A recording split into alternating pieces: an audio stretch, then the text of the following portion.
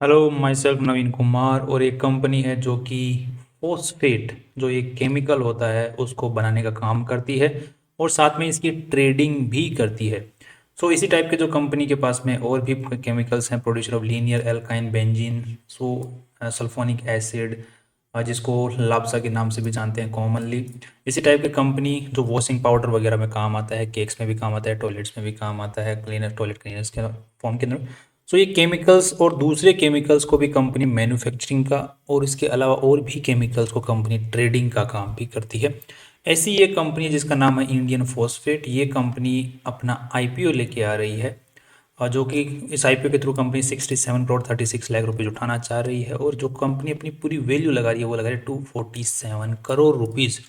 अब इस वीडियो के थ्रू हम यही जानने वाले हैं कंपनी के पॉजिटिव्स, नेगेटिव्स, और इस लिमिटेड रिव्यू के बेसिस के ऊपर हम थोड़ा सा कंपनी के फ्यूचर को प्रेडिक्ट करने की कोशिश करेंगे, थोड़ा सा डीप कंपनी को जानने की कोशिश करेंगे। So let's proceed with this. सबसे पहले बेसिक डिटेल अगर बात करते हैं आईपीओ से रिलेटेड, तो यहाँ पे 26 अगस्त से 29 अगस्त के बीच में कंपनी का आईपीओ खुलने वाला है, जिसमें अप्लाई कर पाएंगे। और कंपनी ने कट ऑफ प्राइस सेट किया है, दैट इज 99 रुपीज़ पर शेयर। तो आपको एक आईपीओ फाइल लगाने के लिए 1,18,800 रुपये की जरूरत कम से कम पड़ने वाली है। अब यहाँ पर अगर देखते हैं कि कंपनी के जो शेयर होल्डर्स थे उनके पास में 100% शेयर होल्डिंग थी आईपीओ से पहले। आईपीओ के बाद में 72.5% या 73% के आसपास में रह जाने वाली है शेयर होल्डिंग। सो अच्छी खासी रह जाने वाली है, सो दैट्स पॉजिटिव। नेक्स्ट अगर देखते हैं कि कंपनी ये पैसे उठाना क्यों चाह रही है, तो कंपनी बोली हमें एक नई मैन्युफैक्चरिंग फैसिलिटी खोलनी है, उसके लिए हमें पैसों की ज़रूरत है। साथ में ही हमारी जो वर्किंग कैपिटल रिक्वायरमेंट है, मतलब लोन वोन कुछ ज़्यादा ही मतलब कर्जा चढ़ गया है, हमें कुछ पैसा चुकाना है, तो उसके लिए हमें पैसों की ज़रूरत है। वर्किंग कैपिटल रिक्वायरमेंट तो रोज़मर्रा जो कंपनी का खर्चा ज़्यादा होता है, लाइबिलिटी ज़्यादा होती है, एसेट कम होते हैं तो खर्चा ज़्यादा होता है, जिस वजह से कंपनी की वर्किंग लाइबिलिटी होती है, वर्किंग कैपिटल की रिक्वायरमेंट बढ़ जाती है, तो उसी को पूरा करने के लिए पैसों की ज़रूरत है। अब कंपनी की इसी के साथ में हम आरएचपी के अंदर में थोड़ी सी नज़र डाल देते हैं। रेड हियरिंग प्रोस्पेक्ट जो कंपनी ने जमा किया है सेबी के पास में, उसमें सारी इन्फॉर्मेशन होती है कंपनी की, तो उसको रीड करने के बाद में हमने कुछ पॉइंट्स जो है उनको चिन्हित किया है। उसी के साथ में हमें ये पहले से पता चलता है कि इस कंपनी का जो मेन कर्ता धर्ता उनका नाम है रविंद्र सिंह। इसकी बात करेंगे, चर्चा इसकी हम क्यों बात कर रहे हैं यहाँ पे। मेन कर्ता धर्ता क्योंकि आईपीओ से पहले 78% के आसपास में शेयर होल्डिंग थी, और आईपीओ के बाद में भी मेन होल्डर यही रहने वाले हैं कंपनी के। अब आई इसी के साथ में कंपनी 33 करोड़ रुपए खर्च करने वाली है और 26 करोड़ रुपए वर्किंग कैपिटल में खर्च करने वाली है। 26 करोड़ रुपए वर्किंग कैपिटल में क्यों? क्योंकि कंपनी का अगर हम लोग ये बैलेंस शीट को चेक करते हैं यहाँ पर, तो बैलेंस शीट में हमें क्लियर कट दिख रहा है कि कंपनी के ऊपर में एक शॉर्ट टर्म लाइबिलिटी है 31 करोड़ की, तो कुछ चुकाना चाहती है। इसी के साथ में कंपनी की एक करंट लाइबिलिटी और है ड्यू टू अदर्स 37 करोड़ की और लाइबिलिटी है, जिसमें कंपनी ने माल उठा रखा है बट पैसे जमा नहीं कराए हैं, तो ये थोड़ी सी दिक्कतें हैं। इसी के साथ में कंपनी के पास में कुछ करंट एसेट्स भी हैं, जैसे इन्वेंट्री होगी और ट्रेड रिसीवेबल्स भी रह गए। बट ये जो पैसे होते हैं ये कंपनी को लगता है कि टाइम रहते आए या ना आए, कैश की फॉर्म में नहीं आए, क्योंकि ये अभी माल बिकेगा तो आएंगे, कैश की फॉर्म में ये नहीं है। तो जो कैश, क्योंकि लोन तो कैश की फॉर्म में चुकाना पड़ेगा, ऐसा तो होगा नहीं कि आप बैंक वाले को जाके अपने पेंट के डब्बे या फिर केमिकल लगे ले भाई तू बेच ले, ये तो होगा नहीं। तो वहाँ पर वो लोन वर्किंग कैपिटल रिक्वायरमेंट के लिए यहाँ पैसा लगा सकती है कंपनी। दूसरा, कंपनी को लोन जो फैक्ट्री सेटअप करनी है, दैट्स फाइन।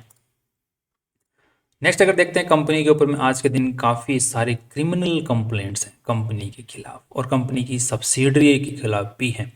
क्योंकि इसके जो हम लोग इसके ऊपर थोड़ा सा नज़र डालते हैं कि किस चीज़ से रिलेटेड है कंपनी के ऊपर में ये जो केसेस हैं, तो बेसिकली देखा गया जो फर्टिलाइजर ऑफिसर्स होते हैं उन्होंने कंपनी के ऊपर में केस कर रखे हैं कि कंपनी ने उस वक्त फलाने टाइम पे 2007 के अंदर में, 2008 में, 2009 में, उस टाइम के आसपास में कंपनी के ऊपर में दूसरी जगह से कंपनी से माल खरीदती थी, फिर आगे बेचती थी, ट्रेडिंग करती थी। तो वो फर्टिलाइजर्स की जो क्वालिटी थी वो अच्छी नहीं पाई गई लेबोरेटरी के टेस्ट के अंदर में, तो उसी से रिलेटेड ये केसेस हो रखे हैं। Basically most of the cases उसी से रिलेटेड है, जिसमें ऑफिसर ने कंप्लेंट करके केस कर रखा है, जिसमें कंपनी अकेली नहीं मिली हुई, कंपनी ने जिसका माल बेचा है जिससे खरीद के, वो भी यहाँ पर इंक्लूडेड की हुई है। नेक्स्ट अगर देख लेते हैं कि कंपनी की सब्सिडरी के ऊपर में भी केसेस है, जिसका नाम है उदयपुर पॉलीसेक्स, क्योंकि कंपनी की एक ही सब्सिडरी है। कम सब्सिडरी का मतलब होता है कंपनी जिसकी मालिक कंपनी खुद ही है, right.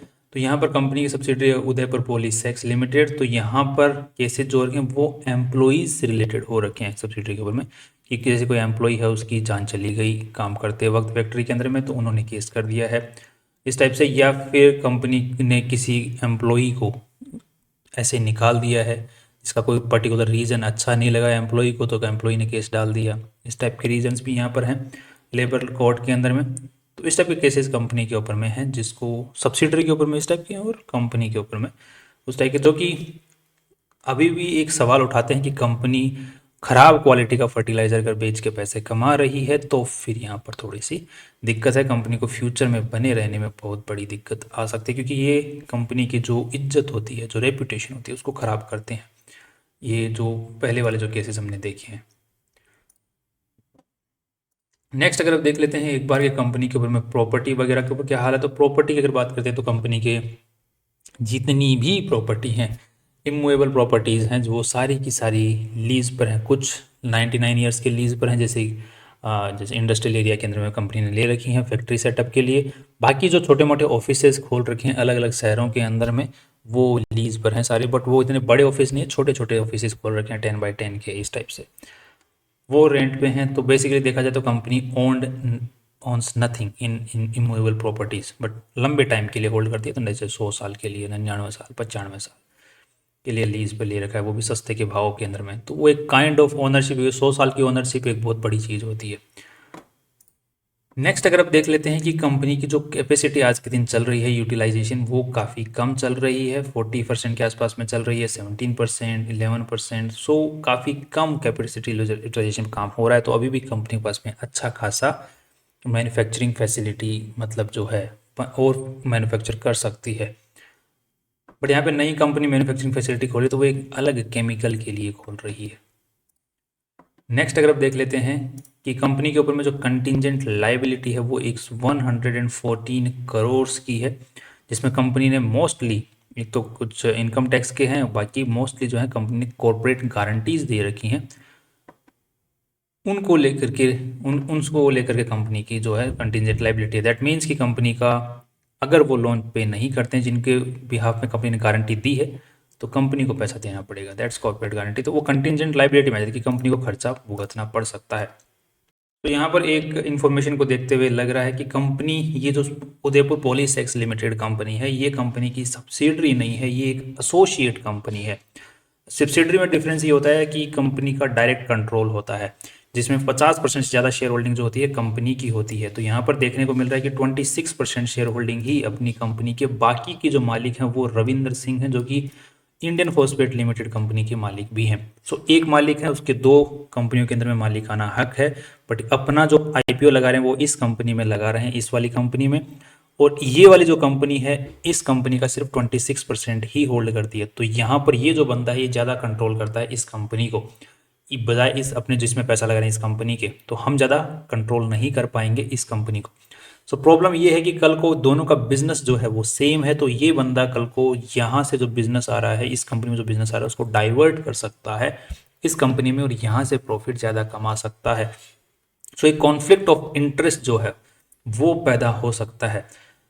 Here it is right now. अगर और चीज़ों की बात करते हैं तो अब एक बार बैलेंस शीट की ओर नजर डालते हैं, तो कंपनी का पैसा जो कहाँ से आया हुआ है, इन्वेस्टर्स का पैसा कंपनी में लगा हुआ है 74 करोड़ के आसपास में, सॉरी 78 करोड़ के आसपास में, और बाकी जो पैसा है वो सारा का सारा उधारी का पैसा है। सो पूरी बैलेंस शीट की जो साइज है 164 करोड़, उसमें सिर्फ आधा पैसा ही इन्वेस्टर्स का है, उसके अलावा सारा पैसा बाहर का है। वो जो पैसा लगा हुआ कहाँ पर है, तो वो जो फैक्ट्री वगैरह है वहाँ पर 20 करोड़ रुपया लगा हुआ है, बाकी 52 करोड़ रुपए की कंपनी के पास माल पड़ा हुआ है, और 60 करोड़ रुपए का कंपनी के पास में जो माल बिक चुका है उसका यहाँ पर उधारी बचा हुआ है। बाकी शॉर्ट टर्म लोन्स और एडवांस वगैरह कंपनी ने दे रखा है। सो यहाँ पर हमारे जो मेन कंसर्न होता है वो ट्रेड रिसीवेबल्स होते हैं। तो अगर उनको नज़र डालते हैं तो वो एक हमें साइकिल बंधी हुई नज़र आ रही है, जिसको हम लोगों ने यहाँ पर रिप्रेजेंट किया, क्योंकि यहाँ पर अगर हम लोग देखते हैं कि 2023 10 जो कि 31 अक्टूबर तक का कंपनी ने अपने को वो दिया है DRHP के अंदर में, not RHP, I am talking about DRHP, draft for red herring prospectus, उसमें 31 अक्टूबर तक का ही डेटा दिया, तो उसके अकॉर्डिंग लेस देन 6 मंथ्स, तो यहाँ पर इतना बचा हुआ है और पिछले साल लेस देन 6 मंथ 73 करोड़ के आसपास में बचा हुआ था। तो यहाँ पर उससे पहले का देख रहे हैं ऑटोमेटिक रिकवर होता जा रहा है धीरे धीरे। बट यहाँ पर मोर देन 3 ईयर्स जो अटक सकता है वो है 7.25 करोड़ रुपया अटक भी सकता है। सो कंपनी का जो नेट प्रॉफिट है, जो कि यूजुअली कंपनी का जो नेट प्रॉफिट है वो यहाँ पर जैसे कि हम यहाँ पे देख पा रहे हैं 9 करोड़ रुपए हैं इस साल, राइट। तो एक साल का प्रॉफिट जो है वो गंवा सकता है अगर वो रिकवर नहीं होता है तो अगर उसको कंपनी आगे जाके राइट ऑफ करेगी कभी ना कभी तो कंपनी को नुकसान यहाँ पर पीएनएल में देखने को मिल सकता है। अब कंपनी उसको राइट ऑफ कब करती है वो कंपनी पर डिपेंड करेगा, कब राइट ऑफ करती है उसको। कंपनी अच्छा सा टाइम देख के कभी कोई कोविड टाइप की सिचुएशन बना के बनती हुई दिखती है तो उस टाइप के अंदर में साफ कर देगी, उसको राइट ऑफ कर देगी। मोस्ट ऑफ द कंपनी ऐसे टाइम पे राइट ऑफ करती हैं जबकि कंपनी मार्केट में ऐसी ऑलरेडी दूसरी चीज़ों की वजह से मार्केट में गिरावट होती है तो ऐसे टाइम पे रिजल्ट निकाल के चीज़ों को राइट ऑफ कर देती है। नेक्स्ट अब देख लेते हैं कंपनी को एक बार कंपेयर करके देख लेते हैं कि कंपनी जो है आज के दिन रामा फॉस्फेट नाम का कॉम्पिटिटर है कंपनी का, उसके साथ में तो लेटेस्ट डेटा के अकॉर्डिंग हमें पी और पीबी रेशियो निकालना पड़ेगा, जो कि हमें लेटेस्ट डेटा 31 दिसंबर 2023 क्योंकि 24 का डेटा अभी आया नहीं है। तो कंपनी के आप प्रॉफिट आफ्टर टैक्स यहाँ पर 17 करोड़ के आसपास में ले लेते हैं इसको और 247, सो 247 डिवाइडेड बाय 17 करोड़, सो ये आ गया 14.5 का पी रेशियो निकल के आता है, राइट। ओके, सो 14 के आसपास का पी रेशियो निकला जिसको रामा फॉस्फेट देख रहे हैं तो रामा फॉस्फेट तो ऑलरेडी नुकसान में लग रहे हैं, यहाँ पर देखते हुए नुकसान कर रहे हैं लेटेस्ट डेटा के अकॉर्डिंग। बट यहाँ पर वापस से इन्होंने इंक्रीज करना चालू कर दिया है अपने नेट प्रॉफिट्स को, तो हो सकता है कि वापस लाइन पकड़ लें। पीबी रेशियो की अगर बात करते हैं तो कंपनी का जो पीबी रेशियो है जो आईपीओ लेके आ रही है इसका नेटवर्थ दिख रहा है हमें 77 करोड़ के आसपास में और यहाँ पर ये कंपनी है 67 करोड़ रुपीज़ और उठा रही है तो लगभग 140 के आसपास में मान लेते हैं, जिसको अगर डबल करते हैं तो 2 का पीबी रेशियो आता है, लगभग 1.7 के आसपास का पीबी रेशियो आता है, जिसको कंपेयर करके देखते हैं तो इस कंपनी के मुकाबले थोड़ा खराब है। बट ये कंपनी कमाई नहीं कर रही है, अपनी कंपनी अच्छी कमाई कर रही है। बट अब यहाँ पे एक दिक्कत और भी है जो आईपीओ लेके आ रही है इस कंपनी में। एक दिक्कत ये है कि कंपनी का रेवेन्यू तो बढ़ रहा है बट जो प्रॉफिट आफ्टर टैक्स है वो कंटिन्यूसली बढ़ नहीं रहा है जिस हिसाब से रेवेन्यू बढ़ रहे हैं, राइट। क्योंकि यहाँ पे बढ़त के हिसाब से यहाँ पे भी बढ़त होनी चाहिए बट यहाँ नहीं हो रही है। तो आगे आने वाले टाइम के अंदर में जो रेवेन्यू आ रहा है वो भी अगर फ्यूचर के अंदर में थोड़ा बहुत बढ़ता भी है तो यहाँ पर मेरे को नेट प्रॉफिट्स में अगेन दिक्कत देखने को मिल सकती है।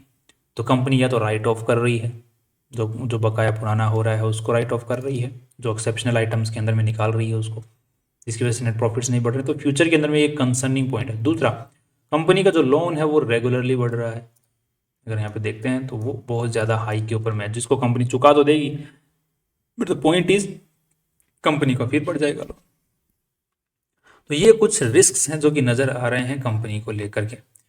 इसी के साथ में लॉन्ग टर्म के हिसाब से मेरे को कंपनी का अभी थोड़ा सा डाउट है, एक दो बार रिजल्ट और आ जाएं जिसमें ये इंप्रूवमेंट की अगर सिचुएशन बनती है तो फिर हम लॉन्ग टर्म के हिसाब से सोच सकते हैं। शॉर्ट टर्म के हिसाब से देखा जाए तो अभी इसको मार्केट किस तरीके से वैल्यू देगा वो थोड़ा सा अनसर्टेन है, उसके लिए हमें जीएमपी पे ही डिपेंडेंट रहना पड़ेगा क्योंकि कंपनी में इतनी कुछ खास दिक्कतें नहीं हैं।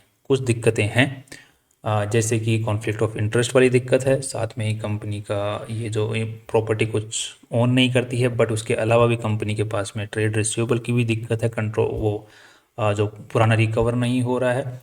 साथ में ही कंपनी के जो प्रॉफिट्स हैं वो बढ़ नहीं रहे हैं, रेवेन्यू तो बढ़ रहे हैं, साथ में ही कंपनी का जो पूरा सेक्टर है वो कुछ ज़्यादा प्रॉफिट कमा नहीं रहा है, तो ये कंपनी फ्यूचर में अनसर्टेनिटी बन सकती है। कंपनी के ऊपर में जो केसेस हो रखे हैं वो भी कंपनी की जो क्वालिटी है उसके ऊपर में सवाल उठाते हैं।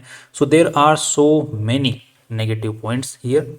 सो इसके लिए हमें एक शॉर्ट टर्म लिस्टिंग गेंस के लिए हमें एक बार जीएमपी को देखना पड़ेगा। अगर जीएमपी मोर देन 50% रहता है तो हम एक बार लिस्टिंग गेंस को एक्सपेक्ट कर सकते हैं, शॉर्ट टर्म के लिए सोच सकते हैं। अदरवाइज हमें थोड़ा सा और इंतजार करके देखना पड़ेगा। That's all. कल फिर मिलते हैं एक नए इंपॉर्टेंट वीडियो के साथ में। सी यू टुमारो।